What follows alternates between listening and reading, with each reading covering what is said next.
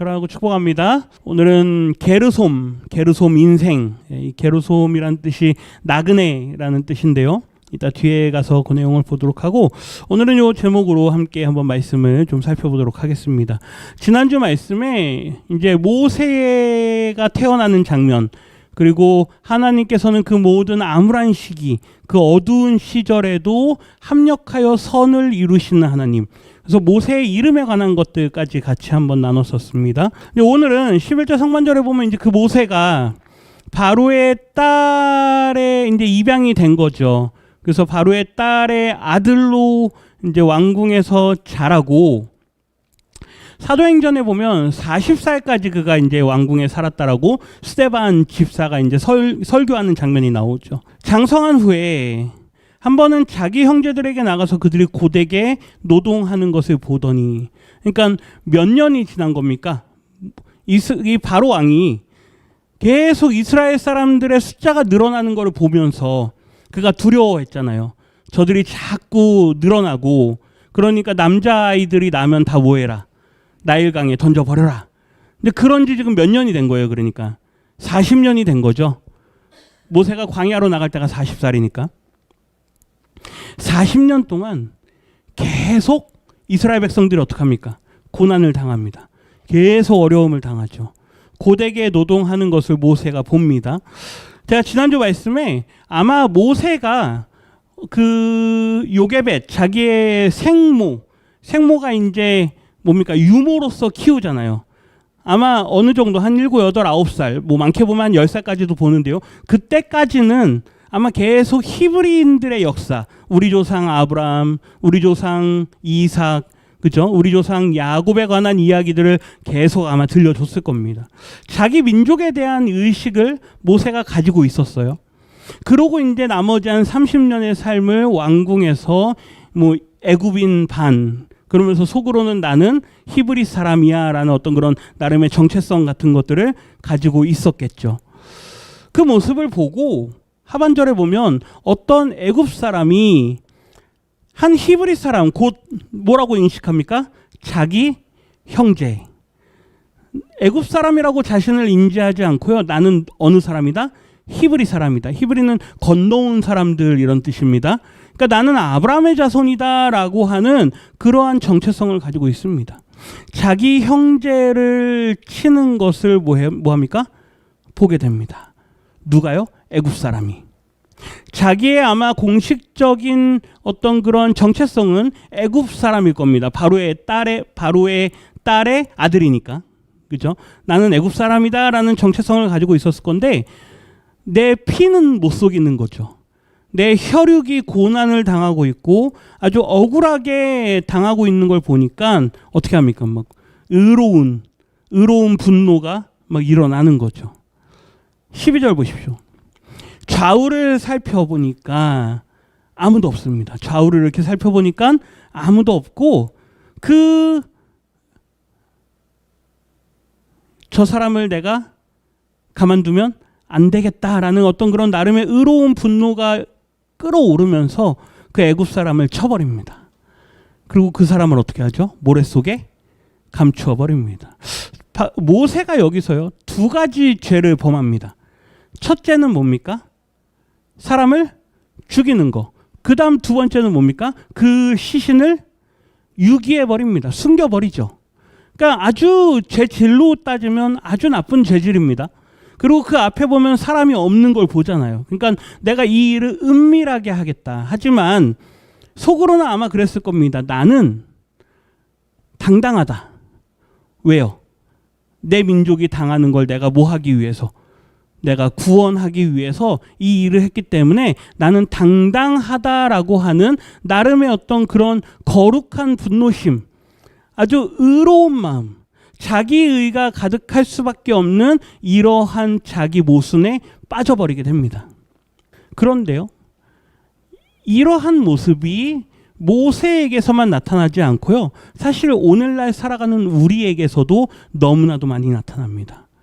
분명히 그 일이 잘못됐죠. 나와 같은 동족의 사람이 고통을 당하는 걸 내가 보고 있을 수는 없잖아요. 그 사람이 억울하게 당하는 걸 내가 분명히 보고 있을 수만은 없는데, 그러함에도 그러한 구원의 일이라든가 혹은 그러한 상황에서 내가 문제를 해결하겠다라고 할 때 가장 먼저 우리가 달려나가야 되는 건 그 상황에서 우리가 거룩한 어떤 분노, 막 의로운 마음에서 내가 뭔가 해보겠다라고 하는 그러한 마음에서 나아가는 게 아니고요. 누구를 먼저 생각하는 겁니까? 하나님을 먼저 생각해야 됩니다. 우리가 대부분 그래요. 어떤 문제가 생기면 내가 한번 해결해보겠다. 그런데요, 때로는 과연 이게 우리가 인간의 힘으로 할 수 있는 일인가? 때로는 이게 과연 우리가 지금 달려들어서 이거를 우리가 해결해야 되는 문제인가? 왜요?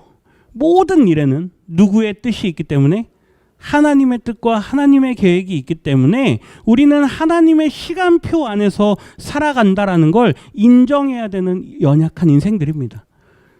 모세가요, 어떠한 마음으로 그가 그 사람을 쳐서 죽이고 내가 내 민족을 구원해내겠다, 내가 내 민족을 이제부터 내가 살려내겠다, 이러한 의로운 마음이 있었는지는 알 수 없지만, 근데 스데반 집사는 그렇게 해석을 해요. 모세의 마음 가운데 자기 백성을 돌볼 마음이 생겼다. 예. 그렇다 할지라도 시간은 누구의 손에 있다? 하나님 손에 있다. 이걸 우리는 기다려야 돼요. 그리고 그걸 바라봐야 되는 거죠. 13절 보십시오. 다음 날 다시 또 나갑니다. 그러한 일이 있은 이후에 다시 또 나가보니까 이번에는 누가 다투고 있습니까? 같은 민족끼리, 히브리 사람끼리 서로 싸우고 있습니다. 얼마나 답답할까요? 전날에는 내가 내 민족을 구원했는데 이번에는 같은 민족끼리, 보세요. 이 사람들이 지금 서로 싸울 처지입니까? 얼마나 힘들게 살고 있습니까? 계속 애굽 민족으로 인해서 고난을 당하고 노동이 엄청 심하고 짓누르는 듯한 그런 억압을 당하고 있는 상황인데 자기들끼리 싸우고 있으니 야, 저래가지고 저 민족이 돌아갈까? 모세의 마음속에요, 지금 힘을 합쳐서 어떻게 하면 우리가 이 어려운 상황들을 극복해낼까라고 하는 걸 고민하고 힘을 합쳐도 모자랄 판에 서로 뭐하고 있습니까? 서로 싸우고 있습니다. 그러니까 모세가 가가지고요, 자기가 보니까 잘못한 사람이 있는 것 같아요. 잘못한 사람에게 이르되 내가 어찌하여 동포를 치느냐. 그죠? 폭력을 행사하는 사람이 있었던 거죠. 너가 어찌하여 같은 동포끼리 서로 그러느냐. 그러니까요, 돌아오는 말이 아주 모세의 마음을 아주 아프게 합니다. 14절 상반절 같이 읽습니다. 그가 이르되 누가 너를 우리를 다스리는 자와 재판관으로 삼았느냐. 예. 이 사르라고 하는 이 감독자, 여기 다스리는 자라고 번역이 되는데 이 감독자는요, 앞에 1장에 가면 감독관들이 이스라엘 백성들에게 일을 더한다, 아주 무거운 일을 부과한다 할 때 그 감독관 같은 단어예요. 이 무슨 말일까요? 인정하지 않는 겁니다. 우리에게 일을 주는 사람은 애굽의 감독관인데 모세는 누굽니까? 애굽의 왕의 딸의 아들이잖아요. 그렇죠? 그러면 아주 권세가 있는 사람이에요. 인정하지 않아요. 왜 그럴까요? 모세의 외형은 분명히 머리는 깎았을 거예요. 히브리인들은 머리를 안 깎거든요. 근데 모세는 머리를 깎았을 거예요. 이집트에서 살았기 때문에. 외형은 옷을 입고 있는 거는 이집트 사람인데 그 사람의 생김새나 어떤 피부색이나 이런 거는 가만 보니까 우리 셈족 계열인 것 같아요. 그러니까 우리와 같은 조상을 갖고 있는 사람인 것 같아요. 근데 저 사람은 어떻습니까? 맨날 왕실에서 편하게 놀던 사람이잖아요. 유난히 눈에 띄는 사람이 한 사람이 있어요. 분명히 피부톤이나 이런 거는 우리와 같은데 저 사람은 왜 일을 안 하고 왜 저럴까? 아마 한 40년이라는 시간 동안 모세에 대한 이야기가 아마 조금은 전해졌을 거예요. 왜 그러냐면 나중에 보면 미리암이라든가 자기 누이 뭐 다 살아있잖아요. 그러니까 모세에 대한 이야기 안 했겠습니까? 사실은 누구야? 저 사람이 사실은 내 동생이야. 이러지 않았을까요? 그러니까 유대인들끼리는, 이 히브리인들끼리는 아마 모세의 존재에 대해서 알지 않았을까? 근데 인정을 안 하는 겁니다. 우리의 감독관은 저 애굽 사람들이지 당신은 우리의 감독관이 아니다. 당신이 뭔데 와가지고 우리한테 그러느냐. 당신은 조금 더 심하게 말하면 우리 민족을 배반하고 애굽에서 당신은 호의호식하는 사람 아니냐. 아마 이렇게 봤을지도 몰라요. 그래서 히브리서 기자는 그렇게 말하죠. 모세는 애굽에서의 그 모든 좋은 것들을 다 뭐했다? 다 버렸다 이렇게 이야기하잖아요. 예. 중반절 보면요. 같이 읽겠습니다. 내가 애굽 사람을 죽인 것처럼 나도 죽이려느냐. 이 사람들이 알고 있었던 거예요. 어제 있었던 일인데, 그죠? 이튿날이니까 어제 있었던 일이거든요. 근데 그 일을 이 사람들이 다 뭐 하고 있어요? 알고 있어요. 암만 내가 숨기려고 숨겼는데 분명히 보는 사람 없다 했는데 다 알고 있는 거예요. 그러면서 그러죠. 나도 뭐 하려고 하느냐? 죽이려고 하느냐. 모세를 보면서요.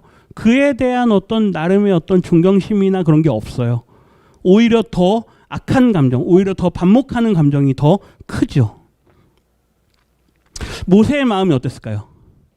야, 내가 괜히 같은 민족이라고 내 안에도 히브리인의 피가 있고 나도 유대인의 역사 안에 나도 속해 있는데 괜히 나서려고 했다가, 그렇죠? 내가 사람 죽인 게 괜히 탄로 나고 뭐 이러지 않습니까? 보세요. 14절 하반절입니다. 같이 읽습니다. 모세가 두려워하여 이르되 일이 탈로 되었도다. 여기 앞에 아켄이라는 게 있는데요. 그게 우리말 번역에는 생략이 돼 있어요. 일이 탈로 났다 그러는데요. 그 앞에 아켄 하면요. 정말로 이런 말이에요.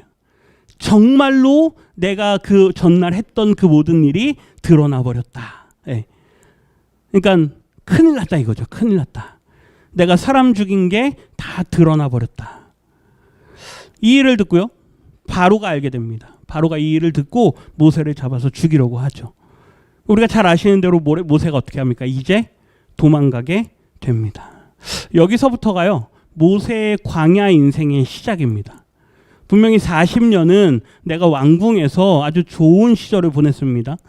분명히 한편으로는 마음속에 좀 어려움이 있었던 것 같아요. 내 민족을 바라볼 때, 나와 같은 유대인, 히브리인들을 바라볼 때 저들의 고난당하는 모습을 보면서 저들을 좀 어떻게 좀 하면 좋겠다. 도울 수 있는 방법이 있지 않을까 나름대로 생각했던 것 같습니다. 근데 결국 일이 자기 생각대로 안 되죠. 내가 뭔가 해보려고 할 때 하나님의 시간과 맞지 않으면 오히려 일이 더 어그러져 버리는 걸 우리는 경험하게 됩니다. 뭐 우리의 광야는 언제입니까? 뭐 우리에게도 언제든지 광야는 있지 않습니까? 내가 뭔가 하려고 했는데 잘 되지 않고 오히려 더 일이 이상하게 꼬여가는 상황들. 이러한 상황들일 때요. 우리는 언제나 하나님 앞에 납작 엎드려야 되는 줄 믿습니다. 거기서 고개를 더 빳빳이 들면은요. 더 어려워집니다. 분명히 그 모든 일들, 그 모든 시간은 누가 허락하는 거기 때문에 하나님께서 허락하는 거기 때문에 하나님께서 우리에게 허락한 시간들이 있어요. 보세요. 요셉은 어떻습니까? 그의 인생, 그가 총리가 되기까지 우리가 물론 총리가 됐다라는 거에 주목하진 않지만 그가 인생이 다시 온전히 회복되기까지 그에게는 광야의 시간들이 계속 있었습니다.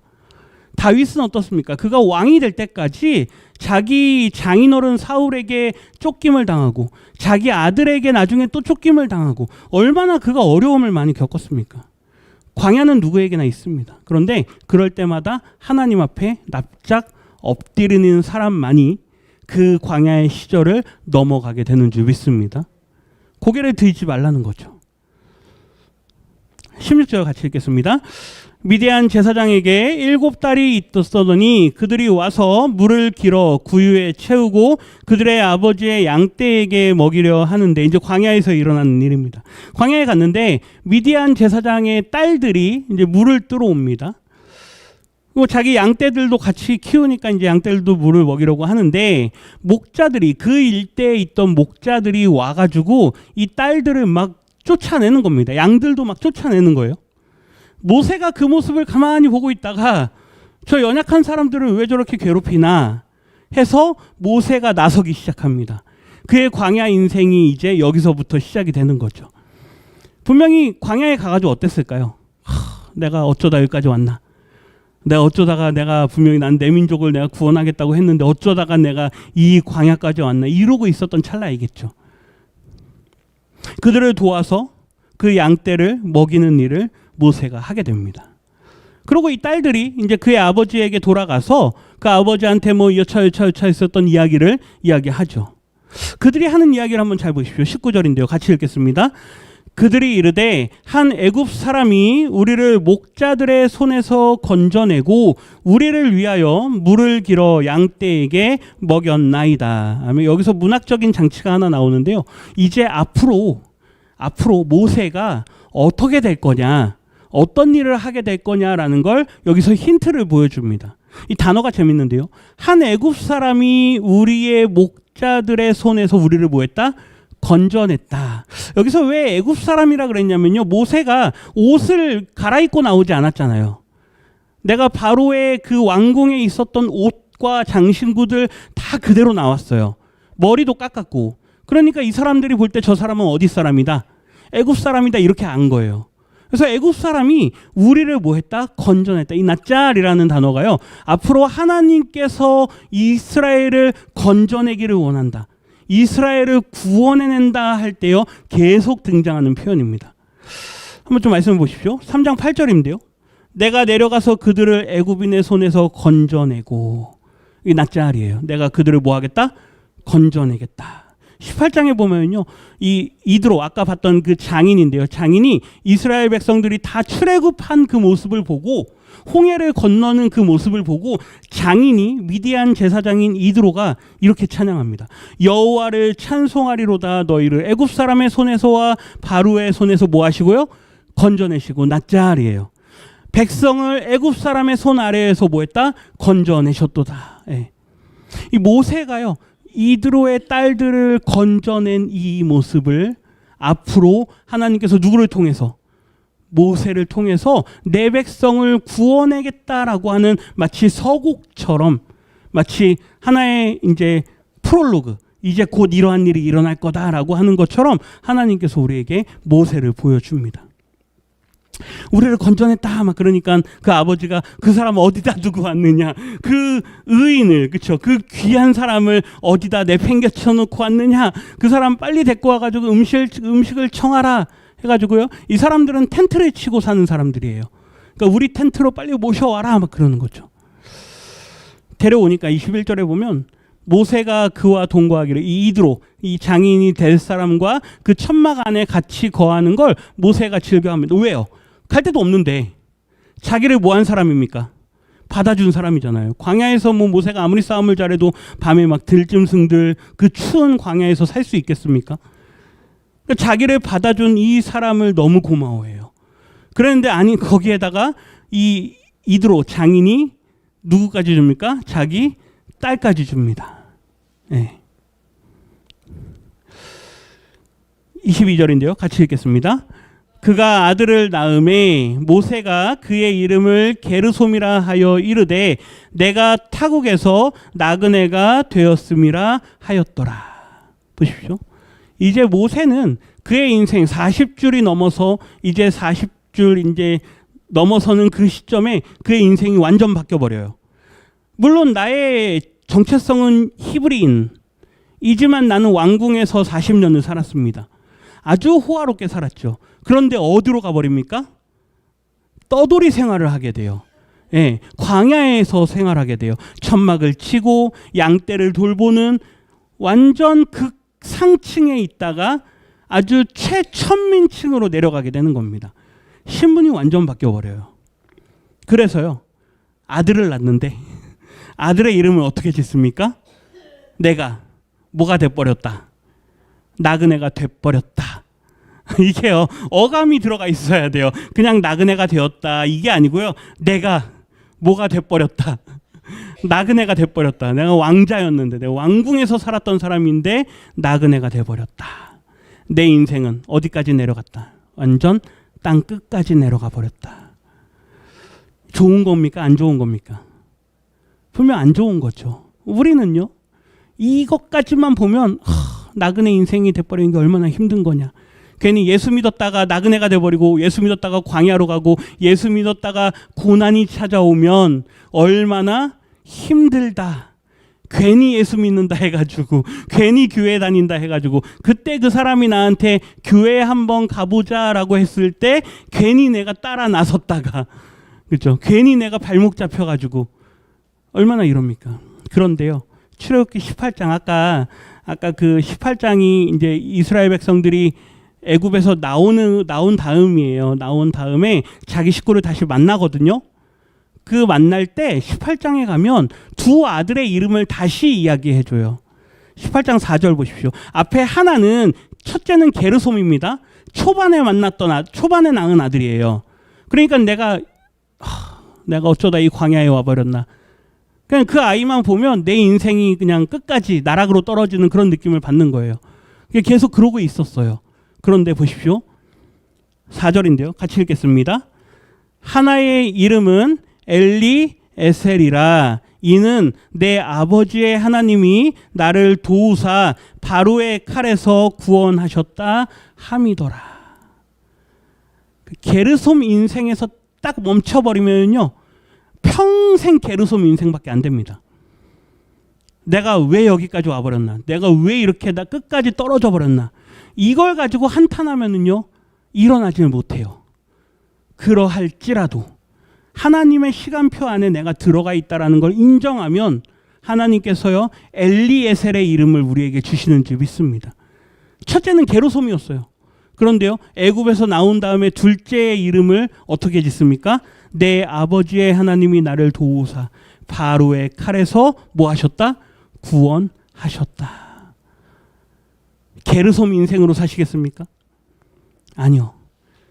그런데 여기서 한 가지 중요한 거는요, 게르솜 인생은 우리에게 은혜의 시작점인 줄 믿습니다. 거기에 멈춰 있으면 안 돼요. 반드시 거기에서 하나님은 우리를 끌어내십니다.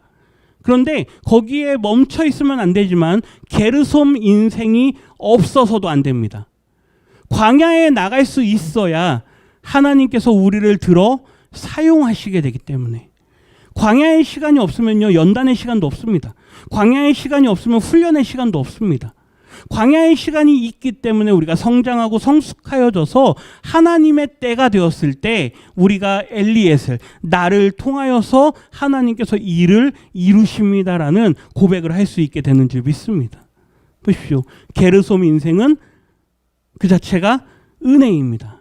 물론 우리 인생에게는 고난이죠. 그러나 그것이 은혜가 될 수 있는 이유는 엘리에셀의 하나님의 은혜의 시간 안으로 우리가 들어가게 되는 것이기 때문이죠. 그러니 지금 내가 게르솜의 인생을 살고 있다 할지라도 여기서 좌절하지 마시고 낙심하지 마시고 반드시 하나님께서 나를 구원하신다. 반드시 하나님이 나를 건져내신다. 라고 하는 그러한 믿음으로 이 삶을 살아내시기를 부탁드립니다.